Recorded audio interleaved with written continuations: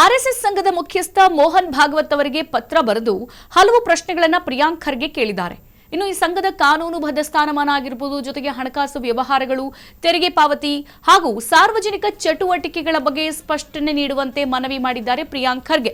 ನೋಡಿ, ಆರ್ಎಸ್ಎಸ್ ಮುಖ್ಯಸ್ಥರಿಗೆ ಪ್ರಿಯಾಂಕ್ ಖರ್ಗೆ ಪತ್ರ ಬರೆದಿರುವಂತದ್ದು. ಏನ್ ಬರೆದಿದ್ದಾರೆ ಪತ್ರದಲ್ಲಿ? ಪ್ರಿಯಾಂಕ್ ಖರ್ಗೆ ಪ್ರಶ್ನೆಗೆ ಸದ್ಯ ಈಗ ಬಿಜೆಪಿ ಕೌಂಟರ್ ಅಟ್ಯಾಕ್ ಮಾಡಿದೆ. ಸದ್ಯ ಈಗ ಬಿಜೆಪಿ ನಾಯಕರು ಕೆಂಡಾಮಂಡಲರಾಗಿದ್ದಾರೆ. ಏನಂತ ಅವರು ತಿರುಗಿ ಪ್ರಶ್ನೆ ಕೇಳಿದ್ದಾರೆ? ಭಾಗವತ್ಗೆ ಕೇಳುವ ಪ್ರಶ್ನೆಯನ್ನ ಬೇರೆ ಸಂಘಟನೆಗಳಿಗೆ ಯಾಕೆ ಕೇಳ್ತಾ ಇಲ್ಲ ನೀವು? ಆರ್ಎಸ್ಎಸ್ ಸಂಘಟನೆಯನ್ನೇ ಟಾರ್ಗೆಟ್ ಮಾಡ್ತಿದಾರಾ ಹಂಗಿದ್ರೆ ಖರ್ಗೆ? ಈ ರೀತಿಯಾಗಿ ಬಿಜೆಪಿ ಕೌಂಟರ್ ಅಟ್ಯಾಕ್ ಮಾಡಿರುವಂತದ್ದು. ನೋಡಿ, ಭಾಗವತ್ಗೆ ಕೇಳುವ ಪ್ರಶ್ನೆ ಬೇರೆಯವ್ರಿಗೂ ಕೇಳಿ. ಗೃಹ ಸಚಿವ ಇತರ ಸಂಘಟನೆಗಳ ನೋಂದಣಿಯನ್ನ ಯಾಕೆ ಕೇಳ್ತಿಲ್ಲ? ಆರ್ಎಸ್ಎಸ್ ಒಂದೇನಾ ಸಂಘಟನೆ ಇರೋದು ಭಾರತದಲ್ಲಿ? ಆರ್ಎಸ್ಎಸ್ ಮುಖ್ಯಸ್ಥರಿಗೆ ಪ್ರಿಯಾಂಕ್ ಖರ್ಗೆ ಪತ್ರವನ್ನ ಬರೆದು ಅದರಲ್ಲಿ ಒಂದಷ್ಟು ಪ್ರಶ್ನೆಗಳನ್ನ ಕೂಡ ಕೇಳಿದ್ರು.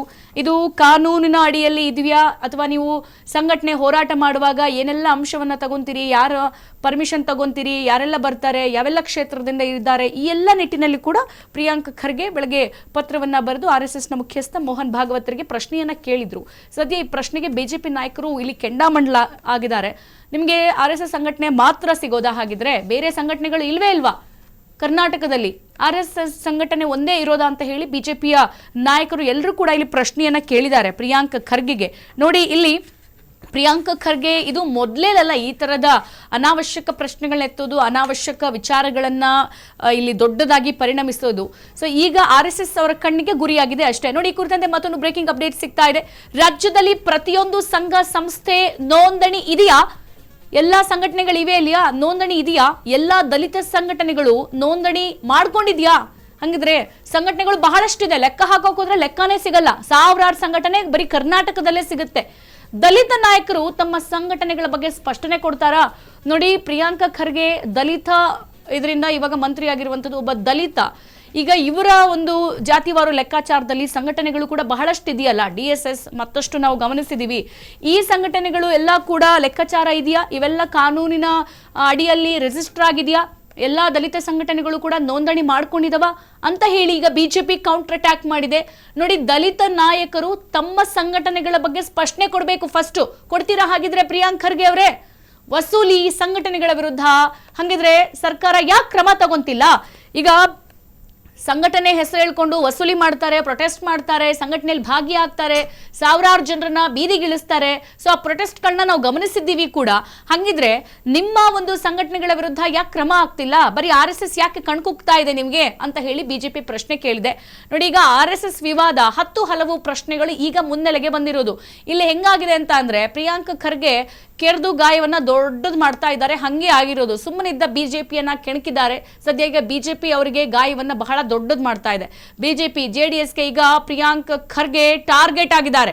ನೋಡಿ, ಈ ವೇಳೆ ಒಂದು ದೊಡ್ಡ ಪ್ರಶ್ನೆ ಎದುರಾಗಿರುವಂತದ್ದು ಏನ್ ಗೊತ್ತಾ? RSSಗೆ ಕೇಳುವ ಪ್ರಶ್ನೆ ಇಲ್ಲಿ ರಾಜ್ಯದ ಇತರ ಸಂಘಟನೆಗಳಿಗೆ ಯಾಕೆ ಕೇಳಲಾಗ್ತಿಲ್ಲ? RSS ಒಂದೇ ಯಾಕೆ ಇವರಿಗೆ ಗುರಿಯಾಗಿರೋದು ಅನ್ನೋದು ಸದ್ಯ ಬಿಜೆಪಿ ಕೂಡ ಕೇಳ್ತಾ ಇರೋದು.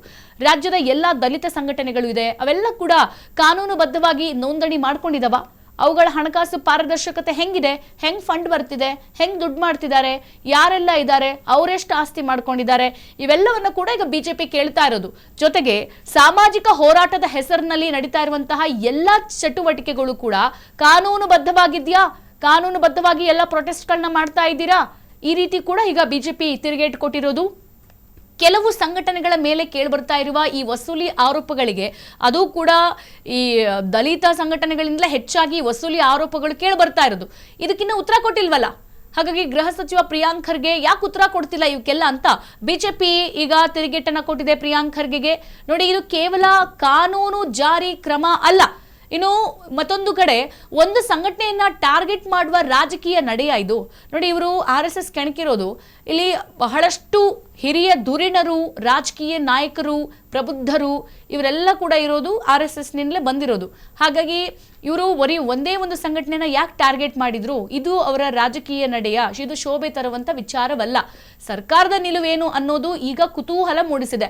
ಬೆಳಗ್ಗೆ ಹೇಳ್ತಾರೆ ಪ್ರಿಯಾಂಕ್ ಖರ್ಗೆ, ಅದು ನಾನ್ ಪ್ರಶ್ನೆ ಕೇಳಿದಲ್ಲ, ಸರ್ಕಾರ ಪ್ರಶ್ನೆ ಕೇಳಿರೋದು ಅಂತ ಬೆಳಗ್ಗೆ ಈ ಕೇಳಿದಂತಹ ಒಂದಷ್ಟು ಪ್ರಶ್ನೆಗಳಿಗೆ ಸ್ಟೇಟ್ಮೆಂಟ್ ಕೊಡ್ತಾರೆ.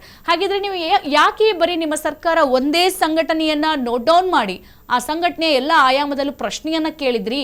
ನಿಮ್ಮ ದಲಿತ ಸಂಘಟನೆಗಳು ಕೂಡ ಬಹಳಷ್ಟು ಇದೆಯಲ್ಲ, ಅದು ಕಾನೂನುಬದ್ಧವಾಗಿದೆಯಾ? ಅದು ಸಾಮಾಜಿಕ ಹೋರಾಟದ ಹೆಸರಿನಲ್ಲಿ ದುಡ್ಡು ಮಾಡ್ತಿದ್ಯಾ, ಲೂಟಿ ಮಾಡ್ತಿದ್ಯಲ್ಲ, ಅದಕ್ಕೆ ನಿಮ್ಮ ಹತ್ರ ಎವಿಡೆನ್ಸ್ ಇದೆಯಾ? ಅದು ಕಾನೂನಿನ ಅಡಿಯಲ್ಲಿ ನೋಂದಣಿಯಾಗಿದೆಯಾ, ರಿಜಿಸ್ಟರ್ ಮಾಡ್ಕೊಂಡಿದ್ಯಾ ಅಂತ ಹೇಳಿಬಿಟ್ಟು RSSಗೆ ಪ್ರಶ್ನೆ ಮಾಡಿದಂಥ ಸಂದರ್ಭದಲ್ಲಿ ಈಗ ಬಿಜೆಪಿ ರಾಜಕೀಯ ನಾಯಕರು ಪ್ರಿಯಾಂಕ್ ಖರ್ಗೆಗೆ ಈಗ ಟಕ್ಕರನ್ನ ಕೊಟ್ಟಿದ್ದಾರೆ. ಸೊ ಇದು ಯಾವ ನಿಟ್ಟಿನಲ್ಲಿ ಪ್ರಿಯಾಂಕ್ ಖರ್ಗೆ ಇದಕ್ಕೆ ಉತ್ತರ ಕೊಡ್ತಾರೆ? ಏನಾದರೂ ಎವಿಡೆನ್ಸ್ ಅನ್ನ ಕೊಡ್ತಾರಾ, ಅಥವಾ ಈ ಕುರಿತಂತೆ ರಿಜಿಸ್ಟರ್ ಆದಂಥ ಸಂಘಟನೆಗಳ ಹೆಸರನ್ನ ಹೇಳ್ತಾರಾ ಅನ್ನೋದು ಸದ್ಯ ಪ್ರಶ್ನೆ.